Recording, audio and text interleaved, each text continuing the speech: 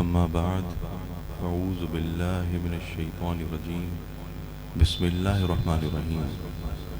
وقولوا للناس حسنا صدق الله العظيم وصدق رسوله النبي الكريم الأمين ونحن على ذلك لمن الشاهدين والشاكرين والحمد لله رب العالمين إن الله وملائكته يصلون على النبي يا أيها الذين آمنوا صلوا عليه وسلموا تسليما اللهم صل على سيدنا ومولانا محمد وعلى آل سيدنا ومولانا محمد وبارك وسلم وصل عليه الصلاة والسلام عليك يا سيدي يا رسول الله وعلى آلك وصحبك يا سيدي يا حبيب الله واجب التعظیم مشائخ وزام علماء کرام عزیز دوستو، ہم سب کی سعادت ہے، خوش نصیبی ہے، خوش بختی ہے کہ ہم اس عظیم الشان معراج النبی صلی اللہ علیہ وسلم کے سالانہ جلسے میں ہم حاضر ہیں، اور یہ جلسہ اس علاقے کا نمائندہ جلسہ ہوتا ہے، اور بڑی پرانی، بڑی حسین و جمیل، بڑی خوبصورت اس کی تاریخ ہے۔ بڑے عرصے سے اس علاقے میں معراج النبی رجب شریف کا یہ عظیم الشان جلسہ منایا جاتا ہے، اور اس سٹیج کی زینت بڑے بڑے خطباء ملک بھر سے، دنیا بھر سے آتے ہیں اور تقریر کرتے ہیں اور واعظ و نصیحت کرتے ہیں، اور بڑے بڑے اللہ کے ولی اولیاء کرام اس سٹیج کی زینت بنے ہیں، اور ماشاءاللہ یہ سلسلہ جاری و ساری ہے۔ یہ معراج النبی کی بہاریں یہ الحمدللہ چہار عالم میں اپنی نغمگی کو یہ چھیڑتی رہتی ہیں، اور یہ خوشبوئیں ہواؤں اور فضاؤں کو معطر کرتی ہیں۔ میری بڑی خوش نصیبی ہے، اور میں حضرت کی زیارت کر کے بڑا مجھے دلی سکون اور بڑی خوشی ہوئی۔ حضرت قبلہ سید افتخار الگیلانی دامت برکاتہم عالیہ یہاں پہ موجود ہیں، اور ان کے عظیم الشان خانوادے سے ہمارا بڑا دیرینہ تعلق ہے۔ ان کے بزرگان دین سارے سچے سچے لوگ سادات ہیں، حضور غوث پاک کی اولاد ہیں، اور میری سعادت ہے، میرے بڑے ہیں، میرے لیے انتہائی محترم ہیں، اور ان کی میرے دوستو موجودگی وہ باعث نعمت ہے، باعث رحمت ہے، اور اللہ تعالی حضرت کے آستانے کو تا دیر سلامت رکھے، اور ان کی عمر میں، علم میں اللہ تعالیٰ بہت برکت عظمت عطا فرمائے ان کو۔ یہ اس علاقے کی جان ہے، اور مان ہے، اور شان ہے، اور مزید اللہ تعالیٰ اسی طرح ان کو نکھارتا رہے۔ ہماری تو ہمیشہ دعائیں ان کے خانوادے کے ساتھ ہیں، اور ہمارا ان سے انتہائی محبتوں والا، پیار والا تعلق ہے۔ میرے ابو اکثر ذکر کرتے رہتے میرے والد محترم حضرت کا اور حضرت کے بزرگوں کا، تو وہ مجھے پتہ ہے، اور باقی حضرات سب میرے محترم ہیں جتنے بھی یہاں بیٹھے ہیں۔ اور یہ جلسہ جماعت اہل سنت کا نمائندہ اجلاس ہوتا ہے۔ اس میں جن جن حضرات نے جو کمیٹی کے ممبران ہیں، میں سب کو خراج تحسین پیش کرتا ہوں، سب کو میں بڑا ان کو سراہتا ہوں کہ ماشاءاللہ ان کی خوبصورتی کے ساتھ یہ سجایا گیا، کتنا اس کی سیٹنگ، کتنا پیارے انداز میں جلسہ منعقد ہو رہا ہے۔ اس میں ہمارے بڑے پیارے ساتھی جناب یاسین سمرو صاحب اور عمران سعیدی صاحب، دیگر جو بھی کمیٹی کے ممبران ہیں، سب کو میں خراج تحسین پیش کرتا ہوں کہ انہوں نے اتنا اچھا جلسہ یہ منعقد کیا ہے۔ اللہ تعالیٰ ان کی کوششیں، اللہ تعالیٰ ان کی کاوشیں اللہ تعالیٰ قبول فرمائے، اور سب کو اللہ تعالیٰ برکت عطا فرمائے۔ میرے دوستوں، معراج النبی صلی اللہ علیہ وسلم یہ حضور کا ایسا معجزہ ہے، اور ایسی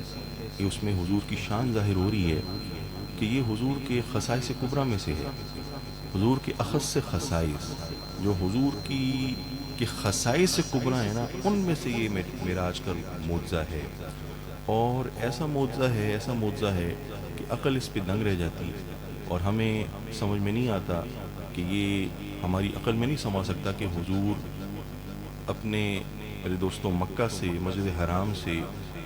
آن کی آن میں حضور کہاں سے کہاں تشریف لے گئے، کہاں سے کہاں تشریف لے گئے، آن کی آن میں، اور میرے دوستو اپنے رب کا دیدار کر کر حضور لوٹے۔ تو یہ جو واقعہ ہے عقل میں نہیں سما سکتا، یہ اللہ نے اپنی قدرت کاملہ کا اظہار کیا۔ نعرہ تکبیر، نعرہ رسالت، نعرہ خلافت، نعرہ حیدری، علامہ صاحبزادہ سید احسن سعید شاہ صاحب کاظمی، علامہ صاحبزادہ مفتی احمد رضا صاحب اعظمی۔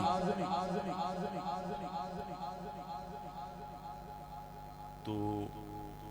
قرآن پاک کی آیت ہے نا، سبحان الذی اسریٰ بعبدہ لیلا من المسجد الحرام الی المسجد الاقصی الذی، تو یہ سبحان سے آیت شروع ہوئی۔ اللہ تعالیٰ نے فرمایا کہ پاک ہے وہ ذات جو اپنے بندے کو لے گئی،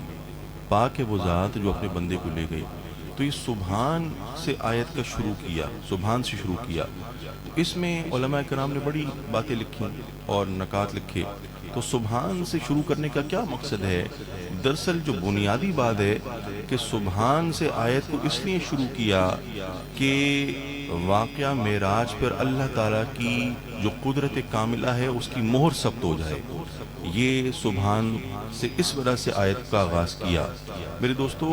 یہ عادتاً محال ہے یہ بات ماننا اور تسلیم کرنا کہ کوئی شخص، کوئی انسان وہ آن کی آن میں تھوڑے سے قلیل سے وقت میں رات کے وہ اپنے بستر سے آسمانوں کی سیر کر کر آ جائے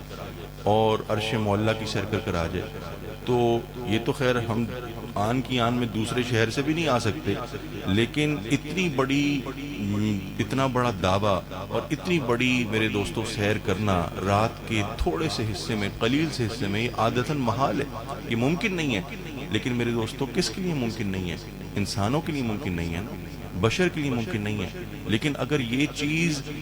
وہ رب کے لیے بھی ممکن نہ ہو تو پھر رب میں تو عیب پایا جائے گا نا، نقص پایا جائے گا، اور وہ ذات جو ہے ہر نقص، ہر کجی، ہر عیب سے پاک ہے۔ اس لیے فرمایا سبحان الذی اسریٰ، کہ پاک ہے وہ ذات جو اپنے بندے کو تھوڑے سے وقت میں مسجد حرام سے مسجد اقصی لے گئی۔ تو یہ اس لیے علماء کرام نے فرمایا کہ سبحان کا لفظ، اس کا ذکر کرنا، یہ دراصل واقعہ معراج پر مہر ثبت کرنے کے برابر ہے۔ اور یہ میرے دوستو ایسا واقعہ ہے جیسے میں نے کہا کہ حضور کے خصائص کبریٰ میں سے، اور جمہور کا عقیدہ یہ ہے، جمہور جماعت اہل سنت کا، جمہور مسلمانوں کا، جمہور سنیوں کا، کہ حضور نے جاگتی آنکھوں میں شب معراج میں اپنے سر کی آنکھوں سے حالت بیداری میں رب کا دیدار کیا۔ یہ اس پہ جمہور کا عقیدہ ہمارا عقیدہ ہے۔ جو پوری دنیا میں مسلمانوں کا، سنیوں کا عقیدہ ہے وہ یہ ہے کہ حالت بیداری میں، جاگتے میں سر کی آنکھوں سے سرکار مدینہ نے اپنے رب کا دیدار کیا۔ میرے دوستو 4 ائمہ ہیں نا، امام اعظم ابو حنیفہ، امام شافعی اور امام مالک اور امام احمد بن حنبل، چاروں ائمہ کا یہ متفق عقیدہ ہے کہ سرکار مدینہ نے حالت بیداری میں سر کی آنکھوں سے اپنے رب کا دیدار کیا معراج کی رات۔ اس میں کوئی اختلاف کی بات نہیں ہے۔ میں صرف عرض یہ کرنا چاہتا ہوں کہ حضرت امام احمد بن حنبل کی طرف میں ذرا تھوڑا سا آپ کی توجہ دلاؤں گا کہ امام احمد بن حنبل جو ہیں وہ ان چاروں ائمہ میں وہ بڑے محتاط ہیں، وہ بڑے محتاط امام ہیں، اور گفتگو کرنے میں، فیصلہ دینے میں، بات کرنے میں، انٹرپریٹیشن کرنے میں، کسی چیز کی وضاحت بیان کرنے میں حضرت امام احمد بن حنبل ان چاروں ائمہ سے بہت زیادہ محتاط ہیں۔ اور میرے دوستو امام اعظم ابو حنیفہ جن کے ہم پیروکار ہیں، وہ تو خیر ان کی شان ہی اور ہے، وہ تو تمام ائمہ کے سردار ہیں، لیکن آپ کی تو علم کی ایسی شان ہے، آپ نے بڑے مسائل حل فرمائے، لیکن محتاط حوالے سے اگر بات کی جائے تو سب سے کنونشنل، جسے کہا جاتا ہے آرتھوڈاکس اور کنونشنل، میرے دوستو وہ جو امام ہیں ان میں، وہ امام احمد بن حنبل، انتہائی محتاط۔ حضرت امام احمد بن حنبل کا کیا عقیدہ تھا؟ جب لوگ پوچھتے تھے آپ سے کہ حضور آپ کا کیا عقیدہ ہے کہ کیا سرکار مدینہ نے شب معراج کیا رب کا دیدار کیا،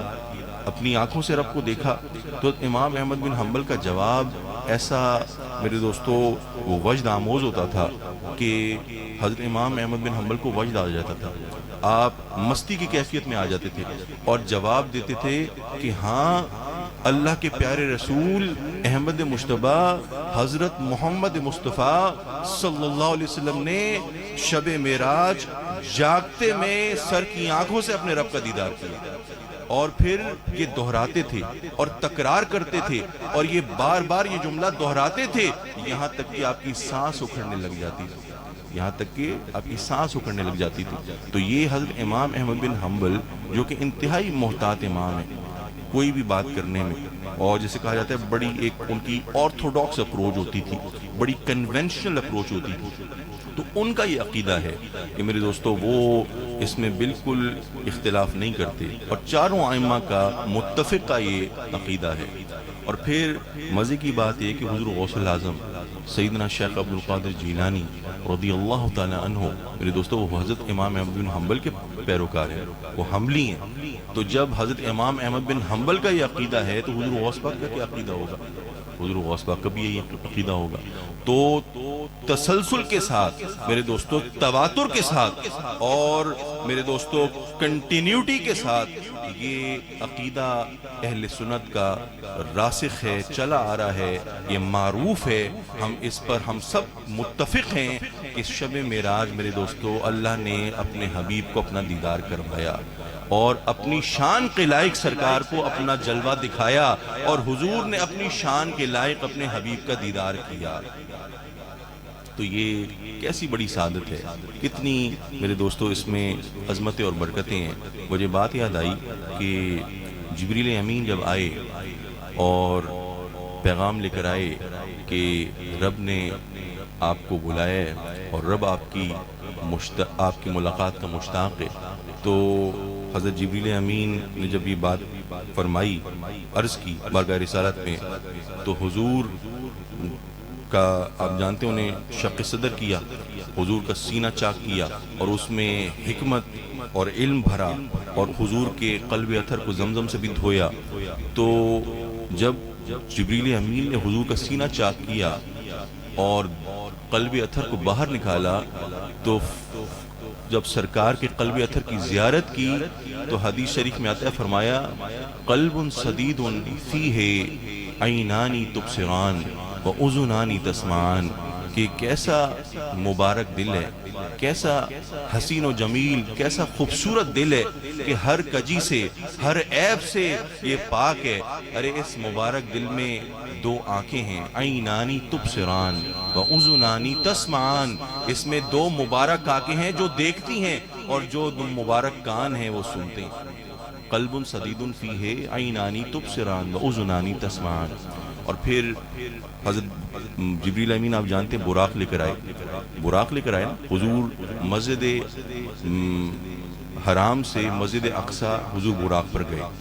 اور اس کے بعد مسجد اقصی سے آسمانوں اور سدرۃ المنتہا اور عرش معلیٰ پر سرکار وہ میرے دوستو سیڑھی، نورانی سیڑھی پر سرکار نے سفر طے کیا اور جبریل امین کے ساتھ سفر طے کیا۔ تو براق جب لے کر آئے تو مجھے حدیث شریف یاد آئی، بڑی خوبصورت حدیث ہے، حضرت انس بن مالک رضی اللہ تعالیٰ عنہ سے روایت حدیث کہ فرماتے ہیں کہ ان النبی صلی اللہ علیہ وسلم اؤتیا بالبراق لیلۃ اسری بھی ملجما مسرجا فاستصعب علیہ، فرماتے ہیں کہ حضور کے پاس حضرت جبریل امین جب براق لے کر آئے تو براق جو تھا ملجمن، اس کی زینیں کسی بھی تھیں، اس کی ڈوریاں، اس کی زینیں کسی بھی تھیں،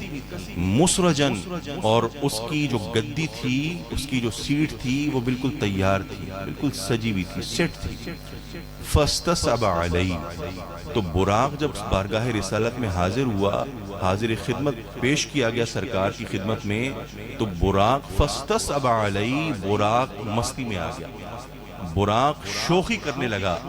براق پر دیوانگی اور مستی کی کیفیت طاری ہو گئی۔ تو حضرت جبریل امین نے عرض کی کہ ابی محمد تفعل ھذا فما رکبک احد اکرم علی اللہ منہ، ارے تو محمد صلی اللہ علیہ وسلم سے شوخی کرتا ہے، ان کے آگے مستی کرتا ہے، ارے تجھے پتہ نہیں ہے کہ ان سے زیادہ عظمتوں والا، عزت والا، مکرم رب کی بارگاہ میں کوئی دوسرا ہے ہی نہیں، کوئی دوسرا ہے ہی نہیں۔ تو جب یہ براق کو کہا تو فرفد عرقا، براق کے پسینے چھوٹ گئے، اس کو پسینے آ گئے۔ میرے دوستو ذرا غور کرو کہ برق کہتے ہیں بجلی کو، اور براق ہے بجلیاں، یہ بجلی کی جمع ہے براق، برق کی جمع۔ تو سرکار کی کیسی شان ہے، کیسی شان ہے کہ بجلی نہیں، بجلیوں کو پسینے آ گئے سرکار کے سامنے۔ بجلی جو ہے اور بجلیاں وہ بھی حضور کے آگے نہیں ٹک سکے، وہ بھی حضور کے جلال کا عظمت کا مقابلہ نہیں کر سکے، بلکہ وہ بھی پسینہ پسینہ ہو گئے، فرفد عرقا۔ اور پھر میرے دوستو مجھے وہ بات یاد آئی کہ حضور، آپ جانتے ہیں حضور کی ملاقاتیں ہوئیں آسمانوں پر، تمام انبیاء کرام سے ملاقاتیں ہوئیں۔ پہلے پہ حضرت آدم علیہ السلام سے ملاقات ہوئی، اور دوسرے پہ حضرت عیسیٰ علیہ السلام سے، تیسرے پہ حضرت یوسف علیہ السلام سے، اور چوتھے پہ حضرت ادریس سے، پانچویں پہ حضرت ہارون سے، اور چھٹے پہ حضرت موسیٰ سے، ساتویں پہ حضرت ابراہیم علیہ السلام سے۔ یہ ساری ملاقاتیں ہوئیں، ساری انبیاء کرام سے ملاقاتیں ہوئیں، اور بڑی خوبصورت ملاقاتیں ہوئیں، اور کتابوں میں آیا، اور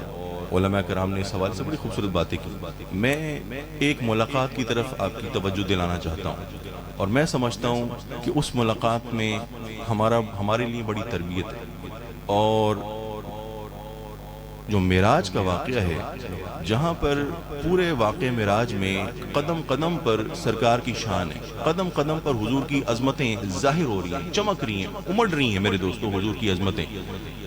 روئے روشن کی طرح میرے دوستو وہ چمک رہی ہیں، سرکار کی عظمتیں معراج کے واقعے میں۔ لیکن یاد رکھو ساتھ ہی ساتھ اس پورے واقعے میں، معراج النبی صلی اللہ علیہ وسلم کے پورے واقعے میں میرے دوستو ہماری بھی بڑی تربیت ہے، ہماری بھی بڑی اصلاح کا پہلو ہے، اور ہمارے لیے سرکار بڑا پیغام لے کر آئے ہیں معراج کے واقعے میں۔ وہ ملاقات میرے دوستو ابراہیم علیہ السلام سے ہوئی، اور ساتویں آسمان پر ہوئی، اور میں اس طرف آپ کی توجہ دلانا چاہتا ہوں، اور پھر کچھ باتیں جو میں ذہن میں سوچ کر آیا تھا وہ آپ کی خدمت میں پیش کروں گا۔ میرے دوستو سرکار مدینہ اللہ کے پیارے رسول جب ساتویں آسمان پر گئے تو دیکھا حضرت ابراہیم علیہ السلام وہ بیت المعمور سے ٹیک لگائے بیٹھے، بیت المعمور سے ٹیک لگائے بیٹھے ہیں، اور اللہ کی حمد اور اللہ کی تسبیح بیان کر رہے ہیں۔ ذرا غور کریں، وہ چشم تصور میں وہ سین لے کر آئیں، وہ میرے دوستو ذرا سوچیں کہ کیسا خوبصورت نورانی وہ منظر ہوگا۔ ذرا منظر لے کر آئیں اپنے چشم تصور میں کہ بیت المعمور کیا ہے؟ بیت المعمور وہ آسمانوں کا بیت اللہ ہے نا، آسمانوں کا بیت اللہ ہے، اور وہ زمین کے بیت اللہ کے بالکل اس کے اوپر وہ قائم ہے، اور بیت اللہ شریف جو زمین پہ بنا وہ ابراہیم علیہ السلام نے بنایا، اپنے ہاتھوں سے اس کی تعمیر کی حضرت ابراہیم علیہ السلام نے، اور آپ کے فرزند حضرت اسماعیل علیہ السلام نے بیت اللہ کی اپنے ہاتھوں سے تعمیر فرمائی۔ اور پھر میرے دوستو جب آپ تعمیر فرما رہے تھے تو دعا مانگ رہے تھے کہ اے اللہ ان میں سے ایک عظیم رسول کو بھیج، ان لوگوں میں سے ایک عظیم رسول کو مبعوث فرما، اور انہی میں سے ایک عظیم رسول کو بھیج جو ان پر تیری تلاوت پڑھے اور ان کا تزکیہ کرے، ان کو پاک کرے، اور ان کو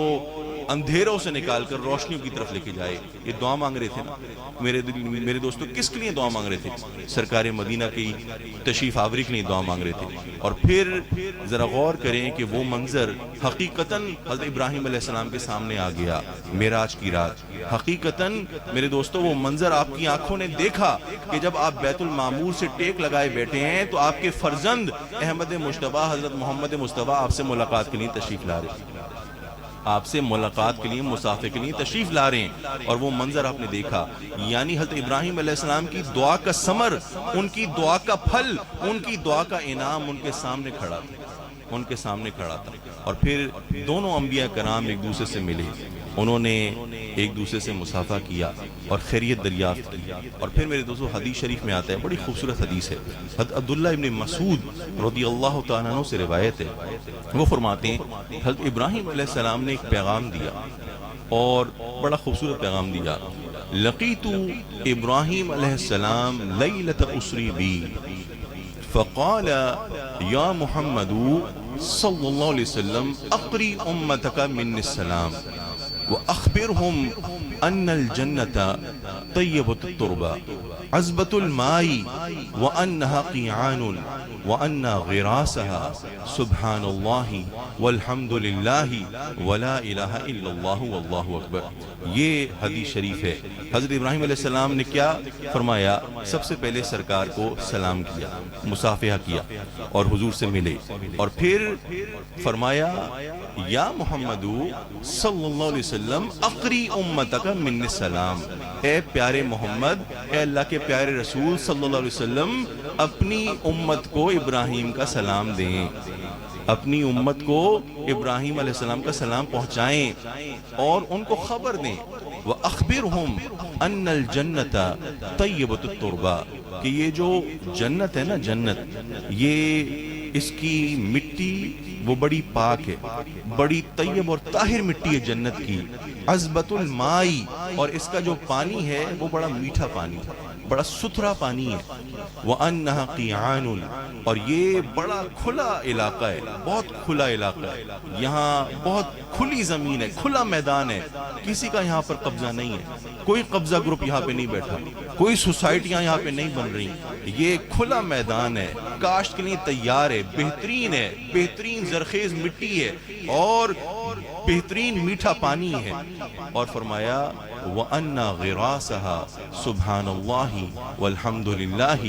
وَلَا إِلَهَ إِلَّا اللَّهُ وَاللَّهُ أَكْبَرُ. اور یہاں پر اگر درخت اگتے ہیں، اگر فصل پکتی ہے اور پھل اگتے ہیں تو سبحان اللہ کہنے سے اگتے ہیں، اللہ کی حمد بیان کرنے سے اگتے ہیں،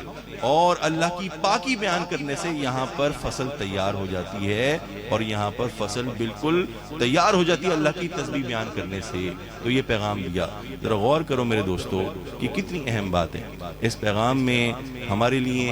حضرت ابراہیم علیہ السلام نے بڑی بھلائی بھیجی ہے اور بڑی خیر بھیجی ہے. اور میرے دوستو کتنا ذرا ہم غور کریں کہ کیسا خوبصورت پیغام ہے، کیسا خوبصورت پیغام ہے.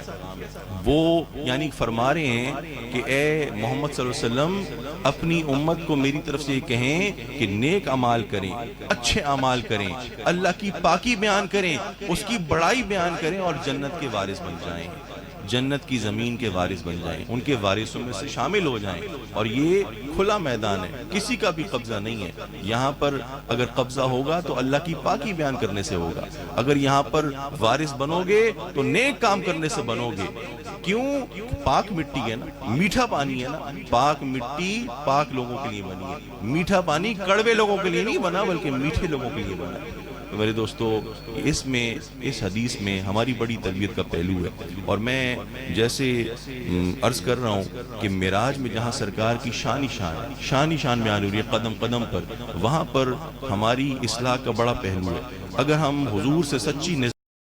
اور حضور کی غلامی کا سچا دم بھرتے ہیں اور حضور کے پکے سچے غلام ہیں اور ہمارے دلوں میں سرکار مدینہ کی پکی سچی محبت پیوست ہے اور راسخ ہے، تو پھر میرے دوستوں معراج النبی صلی اللہ علیہ وسلم جہاں ہم مناتے ہیں وہاں ہمیں اپنی اصلاح بھی کرنی چاہیے، اپنی تربیت کا بھی پہلو ہمیں نکالنا چاہیے. اور آپ جانتے ہیں نا کہ جب سرکار مدینہ نے وہ رب کی سلطنت میں تصرف کیا اور حضور جب آسمانوں پر تشریف لے گئے تو حضور کو مشاہدات کروائے گئے، حضور کے سامنے وہ عجائب و غرائب پیش کیے گئے. اور میرے دوستو عالم ناسوت، یاہوت، لاہوت، میرے دوستو ان سب عالمین کی عجائب و غرائب سرکار کے سامنے پیش کیے گئے. تو یہ جو مشاہدات سرکار نے کیے میرے دوستو، اس میں ہمارا تربیتی پہلو ہے. چند باتوں کی طرف میں اشارہ دلاتا ہوں اور پھر میں اپنی گفتگو کو ختم کروں. میرے دوستو حضور تشریف لے کے جا رہے ہیں اور ایسے حضور نے مناظر دیکھے کہ عجیب و غریب مناظر دیکھے. آپ نے کئی دفعہ وہ باتیں سنی ہوں گی. مجھے ایک بات یاد آئی کہ حضور ایک وادی سے گزرے تو حضور کو خوشبو آئی، بڑی حسین خوشبو اور بڑی خوشگوار خوشبو، جیسے مشک کی خوشبو ہوتی ہے، کستوری کی خوشبو ہوتی ہے، ویسی حضور کو خوشبو آئی. اور حضور کو بڑی پیاری آواز آئی، آواز حضور نے سنی، اور کیا آواز سنی حضور نے جب آواز سنی اور خوشبو سنی تو حضور اس طرف متوجہ ہوئے، جبریل امین سے پوچھا جبریل یہ کیا ماجرا ہے، اور یہ کیسی خوشگوار آواز ہے، اور یہ کیسی بڑی خوشگوار خوشبو میں سن رہا ہوں؟ تو حضرت جبریل امین نے فرمایا بارگاہ رسالت میں کہ حضور یہ جو خوشبو آ رہی ہے نا مشک کی اور کستوری جیسی خوشبو آ رہی ہے، اور یہ جو بڑی حسین آواز آ رہی ہے، جو نغمگی چھیڑی آواز، حضور یہ جنت کی آواز ہے، یہ جنت اپنے رب کو پکار رہی ہے، اور یہ کیا پیغام دے رہی ہے، کیا پکار رہی ہے؟ یہ پکاری ہے اے میرے رب تو نے مجھے سجایا، تو نے مجھے بنایا اور میری سجاوٹ کی، اور مجھے تو نے میرے اندر طرح طرح کی نعمتوں سے مجھے بھرا، میرا سونا اور میری چاندی اور میرے کوزے اور کٹورے اور میرے پیالے اور میرا شربت اور مشروب اور میرے کھانے اور میرے میوے اور میرا سندس، میرا استبرق اور میری مشک اور میری کستوری وہ انتہائی زیادہ ہو گئے، انتہائی زیادہ ہو گئے، میرے مرجان، میرے موتی، میرے مونگے یہ انتہائی زیادہ ہو گئے، اب تو جلدی سے مہمانوں کو بھیج دے، ان وارثوں کو بھیج دے تاکہ وہ میری نعمتوں سے فائدہ اٹھائیں، وہ میری نعمتوں پر حاضر ہو جائیں، کیونکہ میری نعمتیں بہت زیادہ فراوانی میں آ گئی ہیں، بہت زیادہ ہو گئی ہیں اور میں پریشان ہوں، تو جلدی سے میرے وارث بھیج دے، جلدی سے میرے سجن بھیج دے۔ تو اللہ تعالیٰ نے فرمایا اے جنت غم نہ کر، ارے تیرے لیے ہر مومن ہر مومنہ ہے، تیرے وارث تمام میرے نیک بندے ہیں، تمام میرے نیک لوگ ہیں۔ تو میرے دوستو کیسی خوشخبری ہے یہ معراج کی رات کہ حضور نے وہ حسین آواز سنی تو جنت کی لوریاں تھیں، جنت کی نغمگی تھی، اور سرکار نے جنت کی آواز سنی اور وہ پیغام اللہ تعالیٰ کا ہم تک پہنچایا کہ اللہ نے فرمایا، وعدہ کیا کہ اے جنت گھبرا نہیں، ارے تیرے وارث جو ہیں وہ ہر اللہ کا نیک بندہ نیک بندی تیرے وارث ہے، وہ تجھ میں آرام فرمائیں گے۔ اور پھر میرے دوستو مجھے بات یاد آئی کہ حضور ایک جگہ سے گزرے وادی پر سے، اور وہاں سرکار نے دیکھا کہ لوگ فصل کاٹتے ہیں، اور ابھی فصل کاٹتے ہیں تو فصل پھر سے تیار ہو جاتی ہے، پھر سے فصل جو ہے وہ بالکل تیار ہو جاتی ہے، فصل اب ابھی کاٹیں اور فصل دوبارہ تیار ہو جائے، کیسے ممکن؟ میرے دوستو ٹائم لگتا ہے نا، فصل کاٹی پھر سے پانی دینا ہوگا، اس میں کھاد دینی ہوگی، پھر فصل کافی عرصے کے بعد تیار ہوگی، لیکن کچھ لوگ ایسے ہیں جو فصل کاٹتے ہیں، کاٹتے ہی فوراً تیار ہو جاتی ہے فصل۔ تو سرکار نے جبریل امین سے پوچھا جبریل یہ کیا ماجرا ہے؟ یہ لوگ فصل کاٹتے ہیں، فصل بالکل ہری بھری ہو جاتی ہے، دوبارہ تیار ہو جاتی ہے، یہ کیسی فصل ہے؟ یہ کون لوگ ہیں؟ تو جبریل امین نے بارگاہ رسالت میں عرض کی کہ حضور یہ وہ خوش نصیب ہیں، یہ وہ اللہ کے نیک بندے ہیں جو اللہ کی رضا کی خاطر ہجرتیں کرتے تھے، جو اللہ کی خاطر، اللہ کی رضا کی خاطر وہ وطن چھوڑتے تھے، وہ ہجرتیں کرتے تھے اور وہ نیکیاں کرتے تھے۔ تو ان کو یہ انعام اللہ تعالیٰ دے رہا ہے کہ فصل ان کی کبھی ختم نہیں ہوتی، فصل جیسے ہی کاٹتے ہیں فوراً تیار ہو جاتی ہے۔ اور پھر میرے دوستو حضور ایک ایسے مقام پر سے گزرے کہ آپ نے دیکھا کہ ایک جگہ وہ خوشبودار کھانا پڑا ہے، حضور نے دیکھا کہ ایک وادی سے گزرے، حضور دیکھا کہ خوشبودار بہترین گوشت پڑا ہے اور بڑی اچھی خوشبو آ رہی ہے، اور طرح طرح کے لوازمات پڑے ہیں، کھانے پڑے ہیں، میوے پڑے ہیں، اور تھوڑے فاصلے پر سڑا ہوا کھانا رکھا ہوا ہے، بدبودار حرام کھانا رکھا ہوا ہے، غلیظ کھانا رکھا ہوا ہے، اور لوگ جو ہیں وہ اچھے کھانے کو چھوڑ کر، لذیذ گوشت کو چھوڑ کر، خوشبودار گوشت کو چھوڑ کر، اچھے لذیذ میووں کو چھوڑ کر بدبودار سڑا ہوا گوشت کھا رہے ہیں، گندا کھانا کھا رہے ہیں، غلیظ کھانا، ناپاک کھانا کھا رہے ہیں۔ تو سرکار نے جبریل امین سے پوچھا جبریل یہ کیا ماجرا ہے، یہ کیا کیفیت ہے، کون لوگ ہیں جو اچھا کھانا، خوشبودار کھانا چھوڑ کر بدبودار کھانا کھا رہے ہیں؟ تو جبریل امین نے عرض کی حضور یہ وہ بد نصیب لوگ ہیں، یہ وہ بدقسمت لوگ ہیں کہ جو حرام کاموں میں اپنا وقت گزارتے تھے، جو حلال کو چھوڑ کر حرام کاموں میں وقت گزارتے تھے۔ اور بعض روایتوں میں آتا ہے کہ جبریل امین نے یہ عرض کی بارگاہ رسالت میں حضور یہ وہ بد نصیب لوگ ہیں جو اپنی نیک بیویوں کو چھوڑ کر وہ غلط عورتوں کے ساتھ راتوں کو گزارتے تھے، غلط عورتوں کے ساتھ وقت گزارتے تھے، گناہ کماتے تھے، گناہ کرتے تھے۔ میرے دوستو ذرا غور کرو کہ یہ سب مشاہدات سرکار نے دیکھے، سب مشاہدات سرکار پر پیش کیے گئے۔ اگر ہم واقعی ہمارے دل میں ایمان کی رمق ہے اور اصلاح ہم حاصل کرنا چاہتے ہیں تو معراج النبی صلی اللہ علیہ وسلم وسلم ہمارے لیے بہترین موقع ہے، بہترین میرے دوستو یہ ہمارے پاس اپرچونٹی ہے اور وسیلہ ہے اور موقع ہے اپنے ادوار کو سدھارنے کا، اور میرے دوستو اپنے معاملات کو درستگی کی طرف لے کر جانے کا، اپنی اصلاح احوال کرنے کا، اپنی تربیت کرنے کا بہترین موقع ہے۔ اور مجھے ایک بات یاد آئی کہ حضور نے ایک اور منظر دیکھا۔ حضور نے دیکھا ایک چھوٹا سا سوراخ ہے، ایک چھوٹا سا سوراخ ہے اور اس میں سے بیل نکل رہا ہے، اس میں سے بیل نکل رہا ہے، اور بیل نکلتا ہے اس میں سے اور پھر اس سوراخ میں گھسنے کی کوشش کرتا ہے اور گھس نہیں پاتا۔ چھوٹا سوراخ ہے، اس میں سے بیل نکلتا ہے اور پھر اس سوراخ میں واپس جانے کی کوشش کرتا ہے، تو چونکہ بیل بڑا ہوتا ہے تو سوراخ میں جا نہیں سکتا، بڑی کوشش کرتا ہے۔ تو سرکار مدینہ نے جبریل امین سے پوچھا، جبریل یہ کیا ماجرا ہے، یہ کیا منظر ہے اور یہ کیسے لوگ ہیں؟ تو جبریل امین نے عرض کی کہ حضور یہ وہ غافل لوگ ہیں کہ جب بات کرتے تھے تو بری بات کرتے تھے، گندی بات کرتے تھے، بے حیائی کی بات کرتے تھے، اور پھر وہ جملہ ان کے منہ سے نکل جاتا تھا اور پھر واپس نہیں آ سکتا۔ وہ جس طرح یہ بیل اس میں نہیں جا سکتا، سوراخ میں نہیں جا سکتا، تو وہ جو کہی ہوئی بات تھی، بری بات تھی، وہ تیر جو چلتا تھا تو پھر وہ واپس لوٹ کر نہیں آتا تھا، وہ پھر دوسروں کو زخمی کر دیتا تھا۔ اور پھر میرے دوستو اسی طرح حضور نے دیکھا، ایک وادی سے سرکار گزرے، دیکھا کہ وہاں پر لوگوں کی جو زبانیں ہیں اور ہونٹ وہ انگاروں سے کاٹے جا رہے ہیں، انگاروں سے حضور لوگوں کے وہ ہونٹ اور زبان کاٹے جا رہے ہیں۔ تو حضرت سرکار مدینہ نے دیکھ کر پوچھا، جبریل یہ کیا معاملہ ہے، یہ کون لوگ ہیں، کیوں یہ سزا میں مبتلا ہیں؟ تو حضرت جبریل امین نے عرض کی بارگاہ رسالت میں کہ حضور یہ وہ بدقسمت خطیب ہیں اور وائز ہیں کہ جو نصیحتیں کرتے تھے اور لوگوں کو خیر کی دعوت دیتے تھے مگر اس پر خود عمل نہیں کرتے تھے، خود جو باتیں کرتے تھے اس پر عمل نہیں کرتے تھے، اور عوام الناس کو تلقین کرتے تھے، نصیحت کرتے تھے اور خود اچھے راستوں پر نہیں چلتے تھے، تو یہ آج اس عذاب میں مبتلا ہیں۔ میرے دوستو کتنی ہی ایسے مشاہدات ہیں، میں اگر ذکر کرنے پر آؤں تو بہت اچھا خاصا وقت چاہیے یہ سارے معاملات سامنے رکھنے کے لیے، لیکن میں صرف اس حوالے سے بات کروں گا کہ میرے دوستو یہ جو تربیت ہے نا، تربیت معراج کے حوالے سے ہماری بڑی تربیت کا پہلو ہے۔ ہمیں کوشش کرنی چاہیے کہ ان مشاہدات سے میرے دوستو اپنے دلوں کی دنیا کو آباد کریں، کوئی سبق حاصل کریں، اور اسی طرف میں اپنی گفتگو کو لے کر آ رہا ہوں۔ اور آخری بات میں چند باتیں کر رہا ہوں کہ یہ جو سرکار نے یہ جو مشاہدہ کیا نا کہ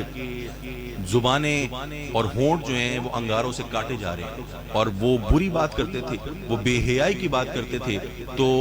وہ ان کو عذاب دیا جا رہا ہے۔ میرے دوستو یہ بڑی اہم بات ہے کہ ہمیں اپنی زبانوں پر قابو کرنا چاہیے، ہمیں اپنے زبان کو وہ کنٹرول میں کرنے کی ضرورت ہے۔ آج ہم معاشرے پر نظر دوڑاتے ہیں اور معاشرے کو دیکھتے ہیں، مجھے بڑے افسوس سے کہنا پڑتا ہے کہ ہمارے سر جھک جاتے ہیں۔ میرے دوستو ہمارا جو گفتگو کا معیار ہے وہ کوئی اچھا نہیں ہے۔ ہمارے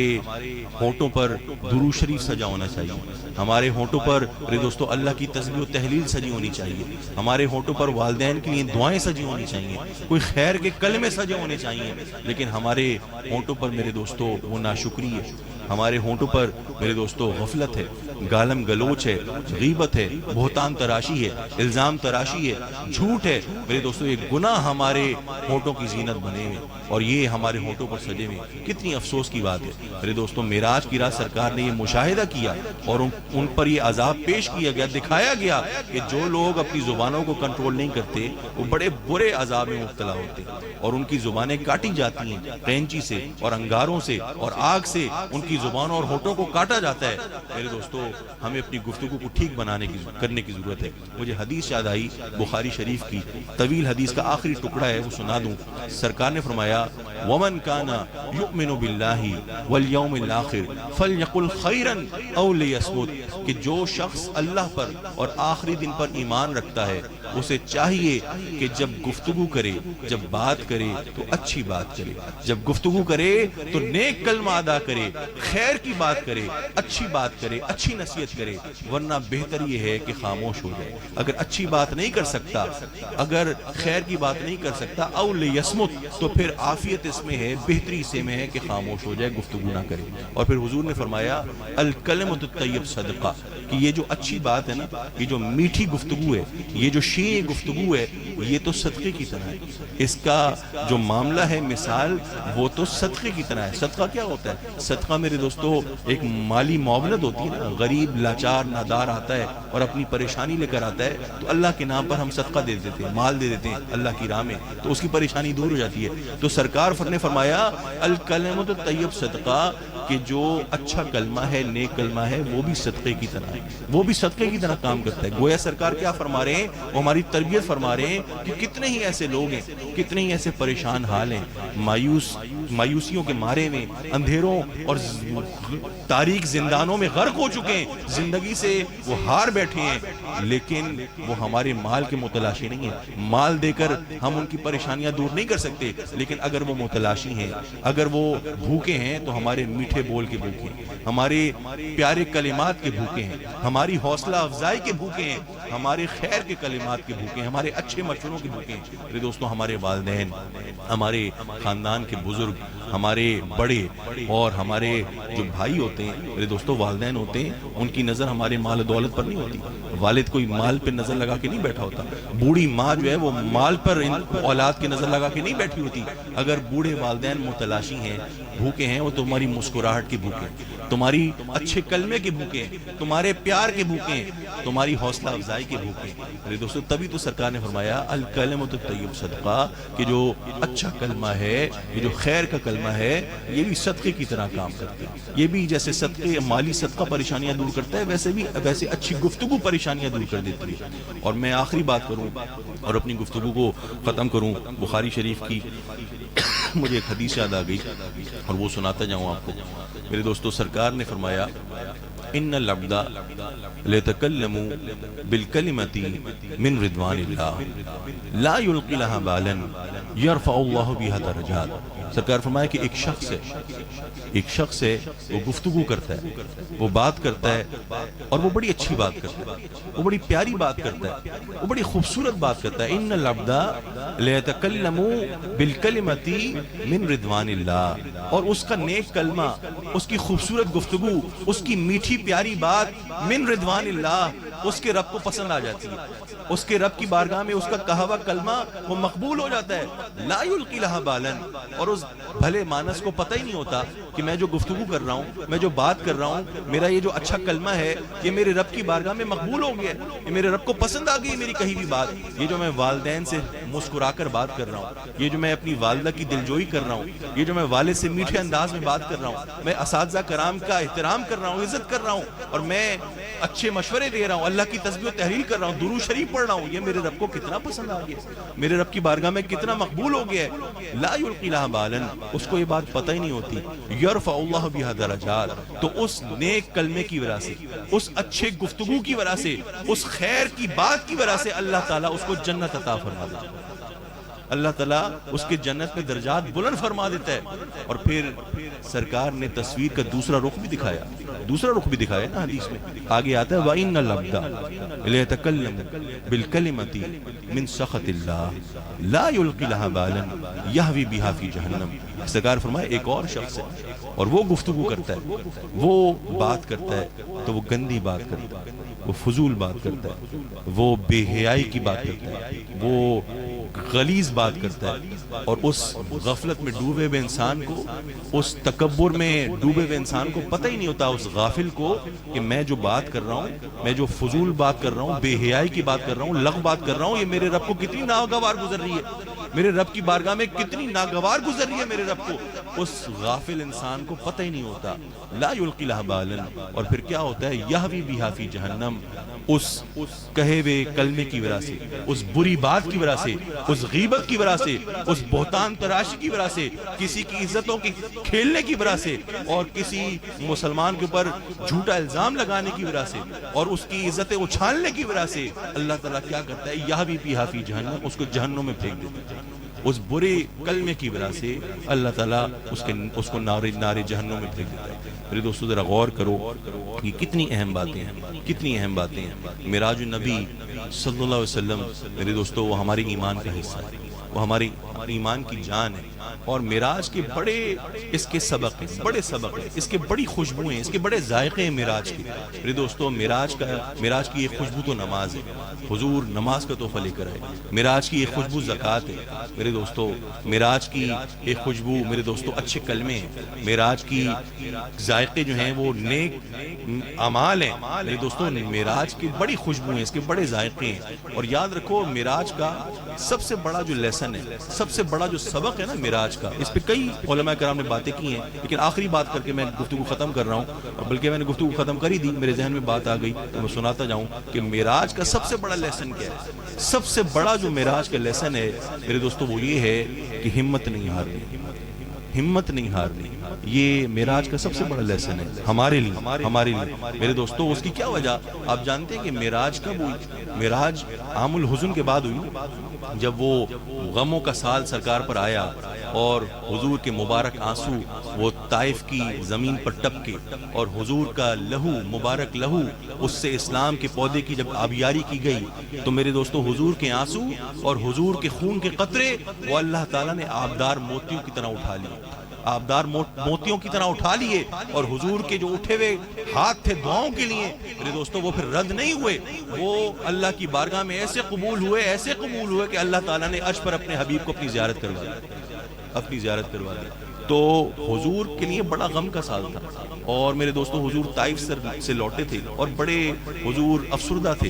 ام المومنین سیدہ عائشہ صدیقہ رضی اللہ تعالی عنہ میرے دوستو انہوں نے فرمایا تھا، حضور سے پوچھا تھا کہ آقا مولا کیا احد کے دن سے بھی زیادہ کوئی سخت دن آپ کے اوپر گزرا ہے؟ احد کے دن سے بھی زیادہ سخت دن کوئی گزرا ہے؟ تو سرکار مدینہ نے کیا جواب دیا تھا؟ عائشہ ہاں، وہ جو